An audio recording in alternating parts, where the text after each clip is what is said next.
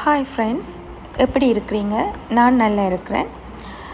இன்றைக்கி நான் உங்களோட பட்டர் கேக் ரெசிப்பியை ஷேர் பண்ண போகிறேன். எனக்கு நாளைக்கு ஒரு கேக் ஆர்டர் இருக்குது. அந்த கேக் ஆர்டருக்கு நான் பேஸ் செய்ய போகிறேன், பட்டர் கேக் செய்ய போகிறேன். அந்த ரெசிப்பியை உங்களோட ஷேர் பண்ண போகிறேன். ஃபஸ்ட்டாக நான் எனக்கு தேவையான அளவுக்கு கேக் டீன்ஸ் எல்லாம் ரெடி பண்ணி பட்டர் பேப்பர் போட்டு ரெடி பண்ணி வச்சிட்டேன். அதுக்கப்புறம் ஒரு பெரிய பவுலில் 500 கிராம் பட்டரை நல்லா போட்டு பீட் பண்ணி அதோட 500 கிராம் சுகர், அந்த சுகரை நான் பவுடர் பண்ணி வச்சுட்டு மிக்ஸ் பண்ணுறேன். ஏன்னா அப்போ டப்புன்னு கரைஞ்சிரும். அதுக்கு பிறகு நல்லா அதையும் பீட் பண்ணின பிறகு 4 முட்டையை முதல்ல போட்டு நல்லா பீட் பண்ணுறேன். அதுக்கு பிறகு 4 முட்டை, மொத்தம் 8 முட்டை போடணும் 2 கிலோ கேக்குக்கு. அதையும் நல்லா போட்டு நல்லா பீட் பண்ணினதுக்கு பிறகு வெனிலா எசன்ஸ் 4 டேபிள் ஸ்பூன் விடணும். நான் கண் மதிப்பத்துக்கு விடுறேன், ஆனால் நீங்கள் 4 டேபிள் ஸ்பூன் விடுங்க. விட்டு அந்த வெனிலா எசன்ஸ் விட்டதுக்கு பிறகு அதையும் நல்லா பீட் பண்ணதுக்கு பிறகு 500 கிராம் ஃப்ளார், அது கேக் ஃப்ளார். இங்கே நான் ஸ்ரீலங்காவில் கேக் ஃப்ளார் இருக்குது, வெளிநாடுகள்லேயும் நார்மலாக இருக்கும், எல்லா நாடுகள்லேயும். கேக் ஃப்ளார் 500 கிராம்ஸ், அதோட 4 டீஸ்பூன் பேக்கிங் பவுடர், அதோட 1 டீஸ்பூன் பேக்கிங் சோடா, இதையும் சேர்த்து நல்லா மிக்ஸ் பண்ணி கொஞ்சம் கொஞ்சமாக சலித்து நான் இந்த பேட்டரோட மிக்ஸ் பண்ணுறேன். என்கிட்ட கொஞ்சம் கொஞ்சமாக மிக்ஸ் பண்ணினா நல்லா ஸ்பஞ்சியாக வரும் கேக். அதே நேரம் கேக் அடிக்கிறதுக்கு முதல் நாங்கள் சலித்து போட்டால் இன்னும் பெட்டராக வரும் கேக். ஸோ அதால் கொஞ்சம் கொஞ்சமாக விட்டு நான் இந்த பீட்டரால் ஹை ஸ்பீட்டுக்கு இல்லாமல் லோ ஸ்பீட்டில் வச்சு நான் இதை மிக்ஸ் பண்ணுறேன், ஜென்ரலாக மிக்ஸ் பண்ணுறேன். நீங்கள் இது உங்களுக்கு இந்த பாட்டில் உங்களுக்கு கஷ்டம் இருந்தால் நீங்கள் ஸ்பூனாலையும் நீங்கள் இப்போ ஸ்பேச்சுலாலையும் நீங்கள் மெதுவாக ஜென்ரலாக மிக்ஸ் பண்ணி இப்படி விடலாம்.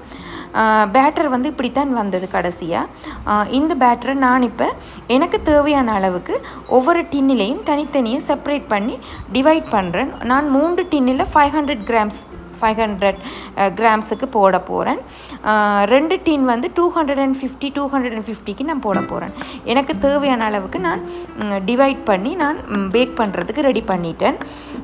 இது இந்த கேக் எனக்கு 2 கஸ்டமைஸ் பண்ணின மாதிரி 2 கேக் தான் நான் செய்ய போகிறேன்.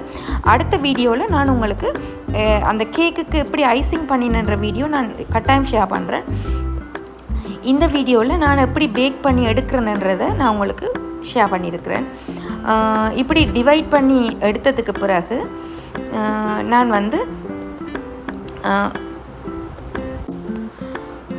இப்படி தனித்தனியாக டிவைட் பண்ணி எடுத்துகிட்டு பிறகு நான் இதை டப் பண்ணுறேன். இப்படி டப் பண்ணினா உள்ளுக்குள்ளே இருக்கிற ஏர் பபிள்ஸ் எல்லாம் வெளியில் போயிடும். இந்த மாதிரியும் செய்யலாம், ஆனால் நான் டப் பண்ணிவிட்டு இது 2ம் செய்து போட்டு இதை நான் எந்த அவனில் 180 செல்சியஸில் நான் 30 to 45 மினிட்ஸ் வைக்க போகிறேன். ஏன்னா ஒவ்வொரு ட்ரேயும் ஒவ்வொரு சைஸில் இருக்கிறதால சில நேரங்களில் முந்தும் பிந்தும், அதால் நான் 30 to 45 மினிட்ஸ் நான் காமனான டைமுக்கு வைக்கிறேன். அதுக்கு பிறகு நான் இது எல்லாமே கிச்சன் எல்லாம் க்ளீன் பண்ணி எல்லாம் கழுவி எல்லாத்தையும் அடுக்கிட்டு இப்படி க்ளீன் ஆகிடுது. இப்படி எல்லாம் செய்து போட்டு கொஞ்சம் நேரம் ரெஸ்ட் எடுத்துகிட்டு திரும்ப நான் பார்க்க கேக் இது ஒரு 10 to 15 மினிட்ஸில் இப்படி இருக்குது கேக். அதுக்கு பிறகு ஒரு 30 மினிட்ஸுக்கு இப்படி கொஞ்சம் பொங்கி வந்துட்டுது. 30 மினிட்ஸுக்கு பிறகு நான் செக் பண்ணினேன் எடுத்து, ஏன்னா ஒவ்வொரு சைஸில் இருக்க ட்ரேன்றதால் எனக்கு 3 கேக் இதில் ரெடி ஆகிட்டுது. ஒரு கேக் இன்னுமே ரெடி ஆகலை. அப்போ நான் அதை உள்ளே திரும்ப வச்சுட்டு 3 கேக்கை நான் வெளியில் எடுத்து வச்சுட்டேன். ஒரு கேக்கை மட்டும் திரும்ப உள்ளே வச்சுருக்கிறேன். எனக்கு கடைசியாக இப்படித்தான் வந்தது கேக். தனித்தனியாக ரெப் பண்ணிட்டேன். நாளைக்கு தானே ஆர்டர், நான் நாளைக்கு ஃப்ரோஸ்டிங் பண்ணிக்க வீடியோ எடுக்கிறேன். இது உங்களுக்கு பிடிச்சிருந்தால் லைக் பண்ணுங்கள், ஷேர் பண்ணுங்கள், சப்ஸ்கிரைப் பண்ணுங்கள். தேங்க்யூ.